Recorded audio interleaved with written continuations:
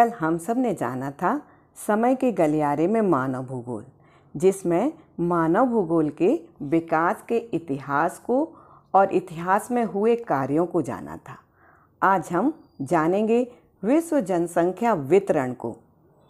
मैं वीणा Jain, daily class में आपका स्वागत है। आप इस लेक्चर की PDF नीचे दिए विवरण पर जाकर डाउनलोड कर सकते हैं। विश्व जनसंख्या वितरण धरातल का कुल क्षेत्रफल में कहाँ कितने लोग रहते हैं, इस पर आज हम चर्चा करने जा रहे हैं। किसी भी देश के निवासी उस देश का वास्तविक धन होते हैं, क्योंकि देश का जो रूप बनता है वह वहाँ की जनसंख्या से ही बनता है। राल्फ वाल्डो इमर्सन ये बहुत बड़े एक भूगोलवेत्ता हुए हैं, जिन्होंने जनसंख्या वितरण के बारे में अपना मंतव्य दिया है। स्वर्ण से नहीं वरन केवल स्त्रियों और पुरुषों से एक राष्ट्र मजबूत और महान बनता है। राल्फ वाल्डो इमर्सन को आपको याद रखना है और इनके कथन को भी याद रखना है। स्वर्ण से नहीं वरन केवल स्त्रियों और पुरुषों से एक राष्ट्र महान और मजबूत बनता है, क्योंकि राष्ट्र की कल्पना ही मानव के बिना नहीं हो सकती है। मानव ही वास्तव संसाधन है, जो देश के अन्य संसाधनों एवं सभी खनिज एवं वस्तुओं को रूप बदलकर उपयोगी संसाधन बनाता है। तो मानव स्वयं भी एक संसाधन है। क्यों है संसाधन? क्योंकि वह अन्य संसाधनों का उपयोग करता है और खनिजों का रूप बदलकर उपयोगी संसाधन भी बनाता है। तो अभी हमने जनसंख्या के महत्व को जाना। अब जानेंगे विश्व के धरातल पर जनसंख्या का वितरण कैसा है।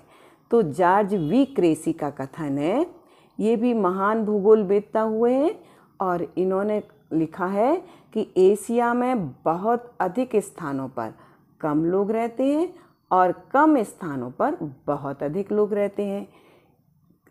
जॉर्ज वी क्रेसी का यही कथन विश्व जनसंख्या वितरण पर भी सत्य उतरता है, क्योंकि विश्व के मानचित्र को देखें तो अधिक स्थानों पर कम लोग और कम स्थान पर अधिक लोगों का जमाव देखा जाता है। विश्व के 10 सर्वाधिक आबाद देश, जहाँ पर जनसंख्या का 60% निवास करता है, वह देश हैं चीन, Bharat, USA, Indonesia, Brazil, Pakistan, Nigeria, Bangladesh, रूस और मैक्सिको। अब हम इसको इस डायग्राम से भी जान सकते हैं। चीन जहाँ सर्वाधिक जनसंख्या है वह है 18.5%। इंडिया जिसका दूसरे नंबर पर स्थान है 17.9%। इसके अलावा US यहाँ पर 4.3%, इंडोनेशिया 3.5%, ब्राज़ील 2.8%। इस प्रकार सारे देशों का क्रम है, जहाँ पर जनसंख्या आप इस डायग्राम से अच्छे से देख सकते हैं। अब जानेंगे विश्व के मानचित्र पर महाद्वीपों में और उनके देशों में कितने प्रतिशत जनसंख्या रहती है। तो सबसे पहले एशिया महाद्वीप जो आपके इस चित्र में है, ये है एशिया महाद्वीप। एशिया महाद्वीप में कितनी जनसंख्या रहती है? एशिया महाद्वीप के चीन, भारत, पाकिस्तान, बांग्लादेश, इंडोनेशिया में 7% जनसंख्या रहती है। इसके बाद अफ्रीका का स्थान आता है। तो ये अफ्रीका का जो स्थान है, इसके नाइजीरिया में 16% जनसंख्या रहती है। फिर इसके बाद रूस का स्थान, यूरोप का स्थान आता है। ये आपका यूरोप महाद्वीप है। इसमें 10% जनसंख्या रूस में ही रहती है यहाँ के। इसके बाद उत्तर अमेरिका का आता है। यहाँ पर संयुक्त राज्य अमेरिका और मैक्सिको, यहाँ पर कितनी जनसंख्या रहती है? 8% जनसंख्या रहती है। और दक्षिण अमेरिका के ब्राज़ील में, ये दक्षिण अमेरिका का ब्राज़ील है, यहाँ पर 6% जनसंख्या रहती है। ये हमारे जितने भी देश हैं ये सर्वाधिक जनसंख्या वाले देश हैं और महाद्वीप में एशिया, अफ्रीका, यूरोप, उत्तरी अमेरिका और दक्षिणी अमेरिका ये भी अधिक जनसंख्या से बसे हुए महाद्वीप हैं।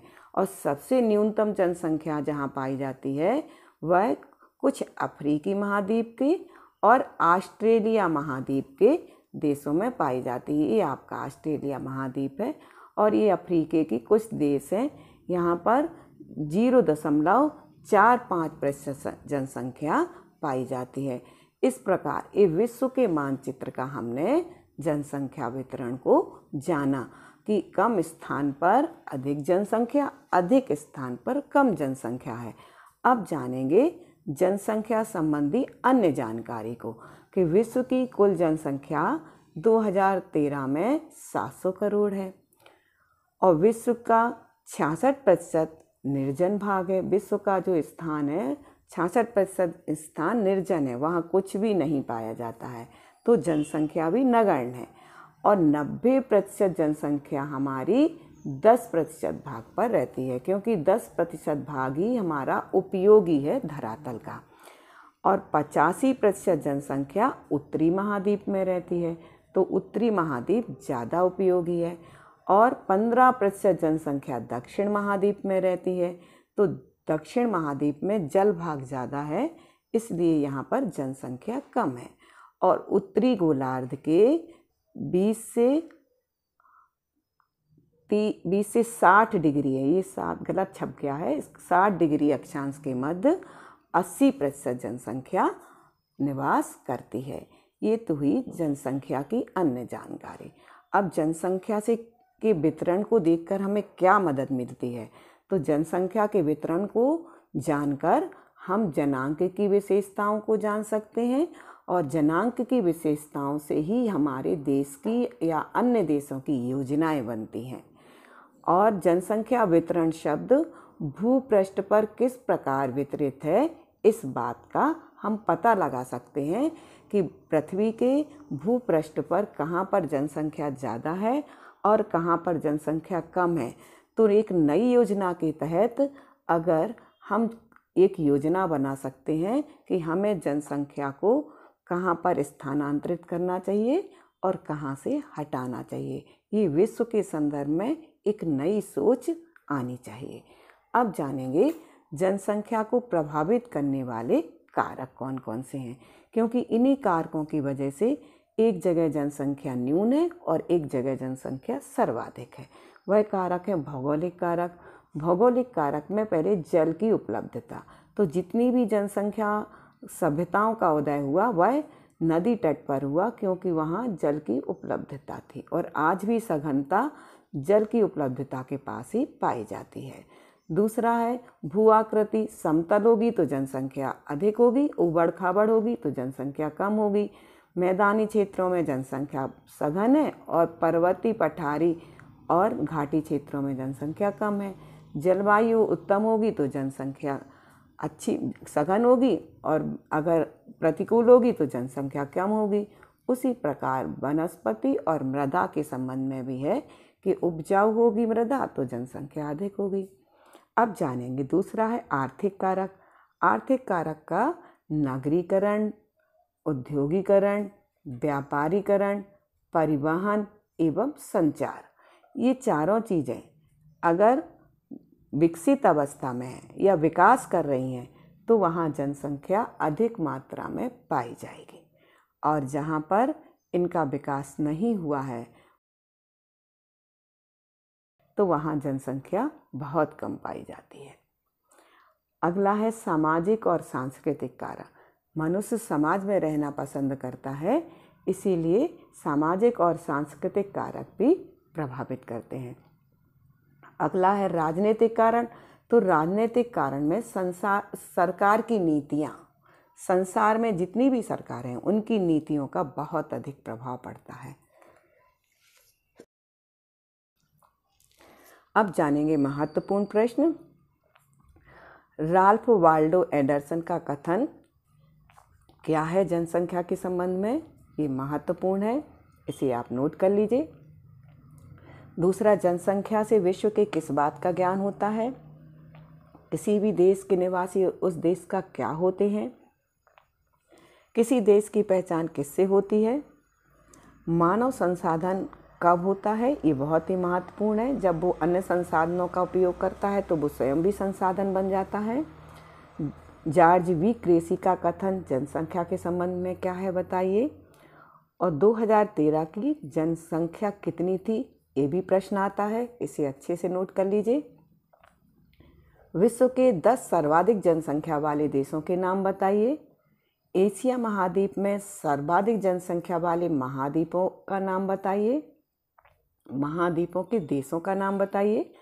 विश्व के 90% जनसंख्या कितने प्रतिशत धरातल पर रहती है, ये बताइए। उत्तरी महाद्वीपों में कितने प्रतिशत जनसंख्या रहती है, ये बताइए। दक्षिण महाद्वीपों में कितने प्रतिशत जनसंख्या रहती है, ये बताइए। और आप अगर विस्तार से इसके बारे में जानना चाहते हैं तो हमें ऊपर आई बॉक्स पर जाकर आप हमारा वीडियो देख सकते हैं।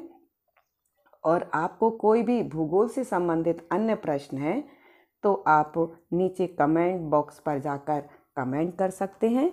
और अंतिम प्रश्न है, 20 से 60 डिग्री उत्तरी अक्षांश में सर्वाधिक जनसंख्या क्यों रहती है?